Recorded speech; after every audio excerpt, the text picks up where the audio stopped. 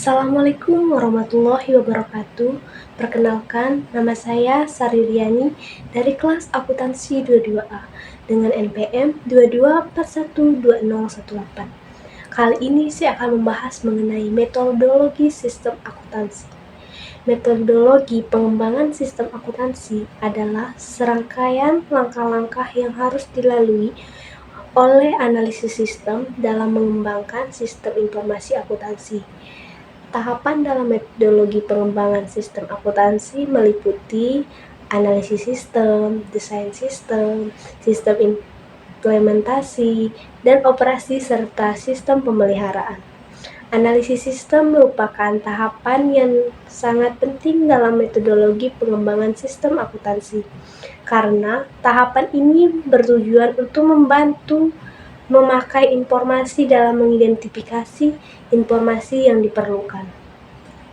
Tahapan analisis sistem dapat dibagi menjadi 4 tahapan, yaitu analisis pendahuluan, penyusunan usulan, pelaksanaan sistem analisis, pelaksanaan analisis sistem, dan penyusunan laporan hasil analisis sistem. Setelah tahapan analisis sistem selesai, hasil analisis sistem akan diterjemahkan ke dalam bentuk desain sistem.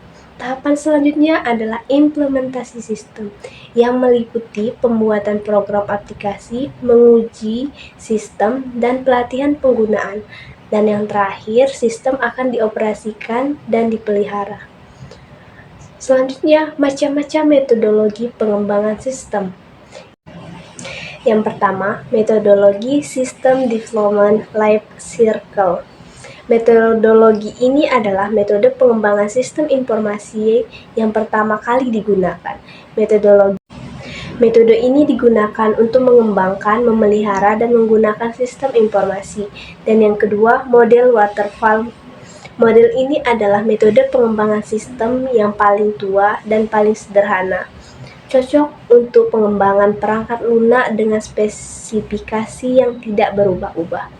Model ini menyediakan pendekatan alur hidup perangkat lunak secara sekuensial atau terturut, dimulai dari analisa, desain, pengkodean, pengujian, dan tahap pendukung. Model prototyping dan yang ketiga model prototyping. Prototyping adalah proses interaktif dalam pengembangan sistem di mana kebutuhan diubah ke dalam sistem yang bekerja, yang secara terus-menerus diperbaiki melalui kerjasama antara pengguna dan analisis. Prototyping juga dapat membangun melalui tahapan seperti analisis, desain, pengkodean, dan pengujian. Dan yang keempat, Rapid Application Development. RAD adalah metode pengembangan sistem yang dapat menggabungkan alat zat, prototyping, dan isance untuk menghasilkan sistem berkualitas tinggi.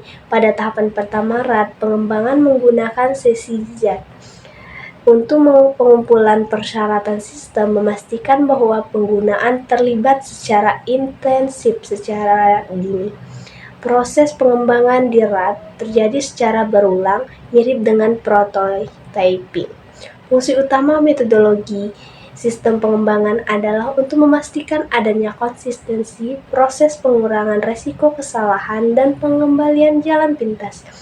Menuntut adanya dokumentasi yang konsisten, yang bermanfaat bagi personal baru dalam tim proyek, dan menjamin adanya pengendalian sistem akuntansi dan pemeriksaan internal.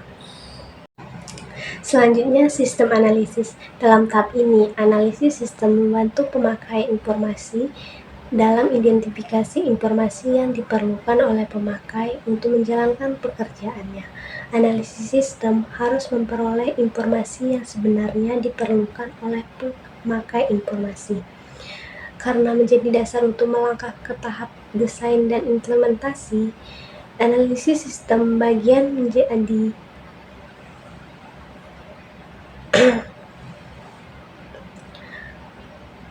Karena menjadi dasar untuk melangkah ke tahap desain dan implementasi sistem, analisis sistem membagi menjadi 4 tahapan. Yang pertama, analisis pendahuluan. Yang kedua, penyusunan usulan, pelaksanaan analisis sistem. Dan yang ketiga, sistem analisis pelaksanaan.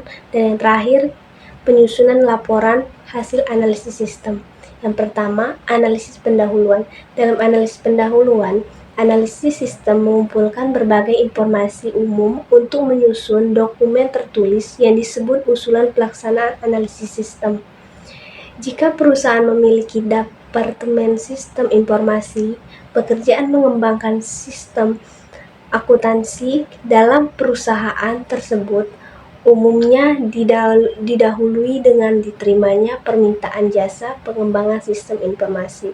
Dan yang kedua yaitu penyusunan usulan, pelaksanaan analisis sistem implementasi situs analisis direncanakan oleh sistem dalam suatu analisis dokumen tertulis yang disebut usulan pelaksanaan analisis sistem, yang bertujuan untuk mempermudah pikiran pemakaian informasi dengan sistem analisis mengenai pekerjaan pengembangan bisnis. Dan selanjutnya, sumber informasi dan analisis sistem.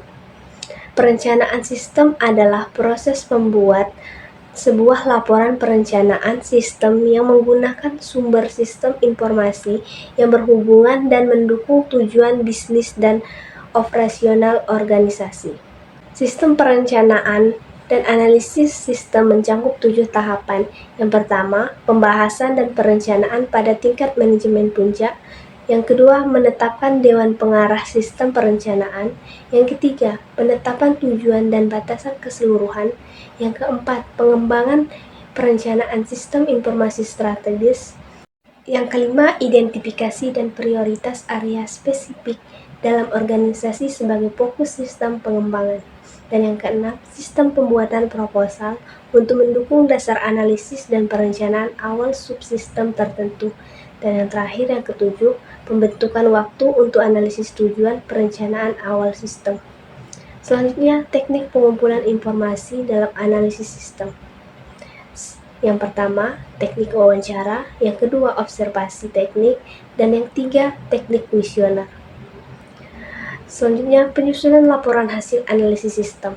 Hasil akhir dari proses analisis sistem disajikan oleh analisis sistem dalam suatu laporan yang disebut laporan hasil analisis sistem. Laporan ini merupakan dokumen tertulis yang dibuat oleh analisis sistem untuk diserahkan kepada pemakai informasi.